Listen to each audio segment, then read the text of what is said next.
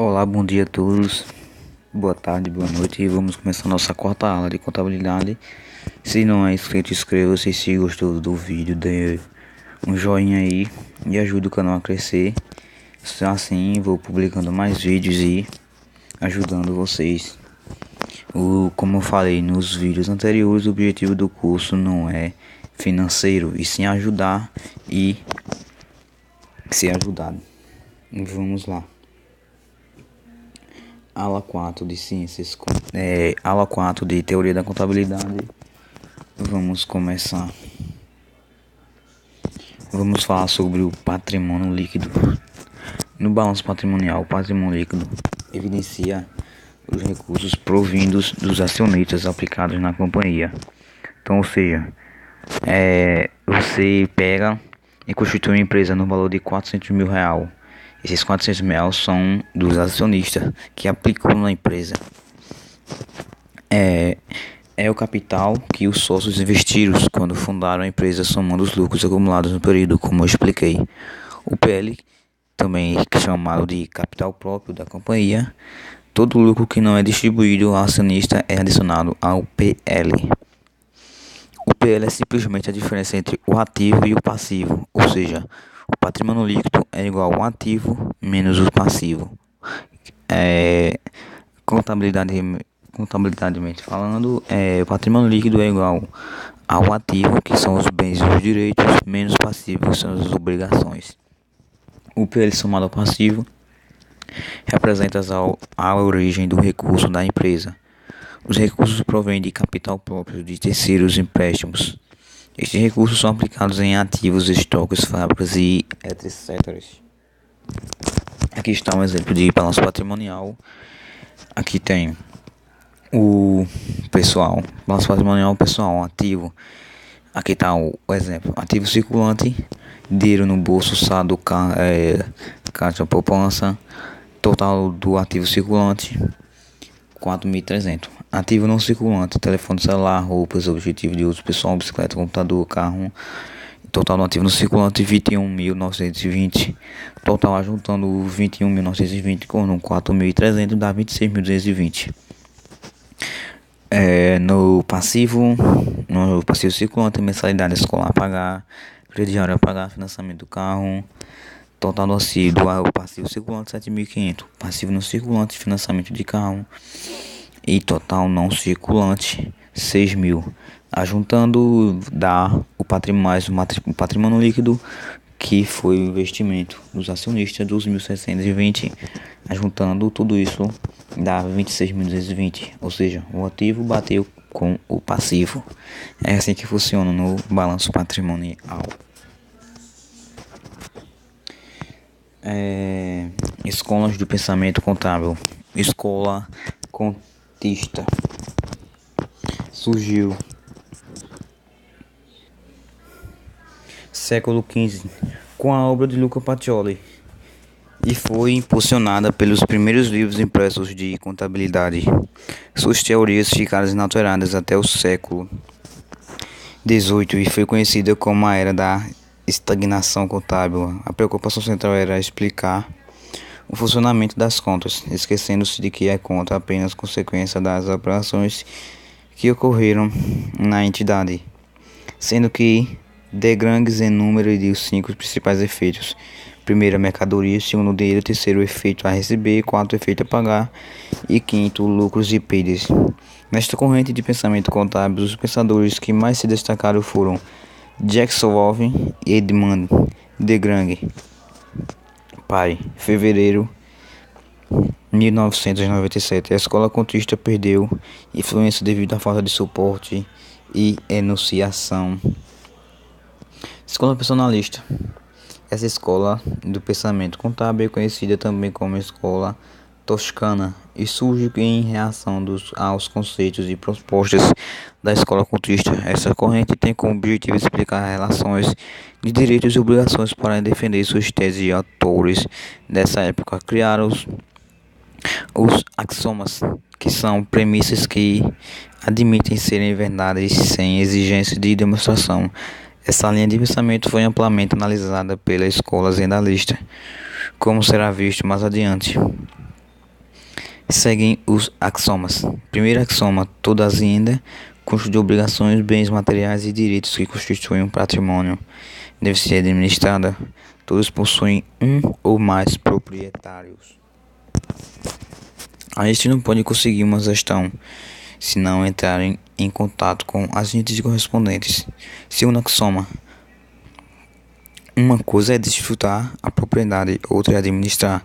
Terceiro axioma: uma coisa é administrar a hacienda e a outra custodiar sua substância e por ela responder materialmente.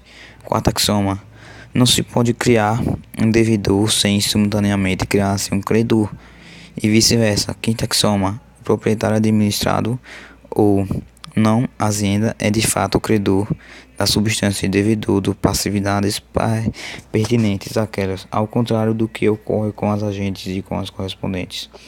Sexto axioma: o débito e o crédito do seu proprietário não variam senão em razão de perdas ou lucros, ou ainda por acréscimos ou reduções do capital originário. Escola administrativa. Vários são os nomes para nomear essa escola de pensamento contábil. Escola administrativa lombarda, materialista ou ainda materialista substancial.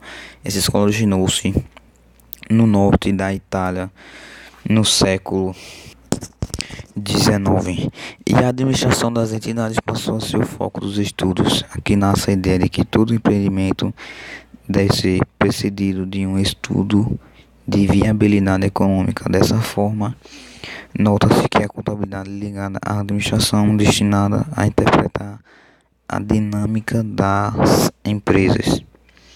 Escola controlista. Os estudiosos dessa época entendiam a contabilidade como a ciência do que controle econômico.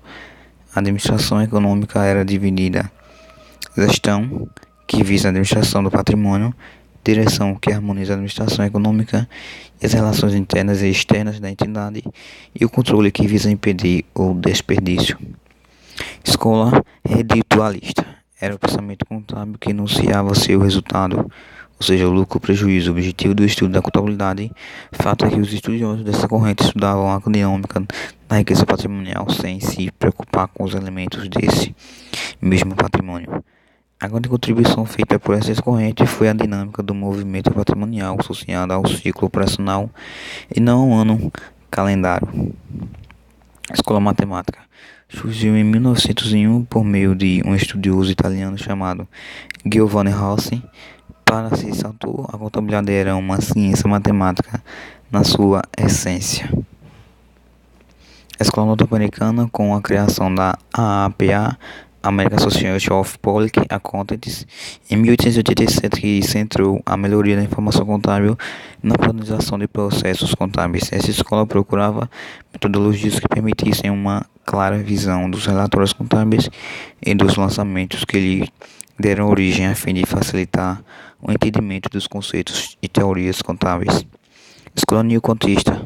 O moderna escola francesa, o neocontismo, deu início ao século XX e procurou restituir a contabilidade do seu verdadeiro objetivo, a riqueza patrimonial, e em consequência trouxe grande avanço para o estudo da análise patrimonial e dos fenômenos decorrentes da gestão empresarial. O principal ator na escola neocontista é o Jean de Marquet. A escola alemã surgiu na Alemanha a partir de 1919, concentrando-se em duas visões: teoria econômica das empresas e o sistema de cálculo. A contabilidade era considerada como um conjunto de registros para fornecer elementos de gestão.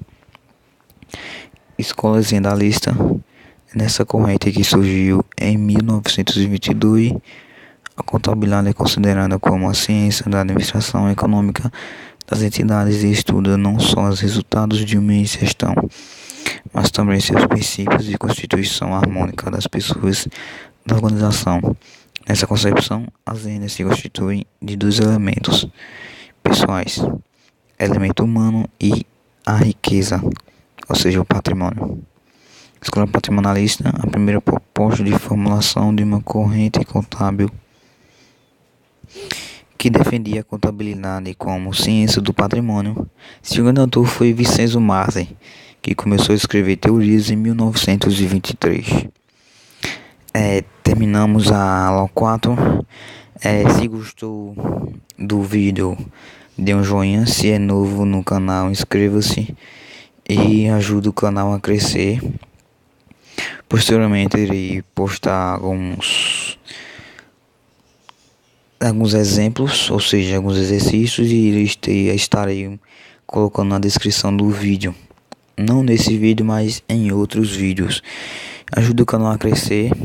Como eu falo em todos os vídeos, o objetivo do canal não é financeiro, e sim ajudar os alunos de ciências contábeis a ter acesso a coisas que na faculdade não permitem, pois na faculdade nem tem tudo que a gente precisa. Pois se você pesquisar coisas no YouTube, saiba você que não achará muitas coisas, e esse curso é para ajudar você. Caso esteja com alguma dúvida, você já sabe onde vai. Então, fique com Deus e até a próxima. Obrigado e tchau.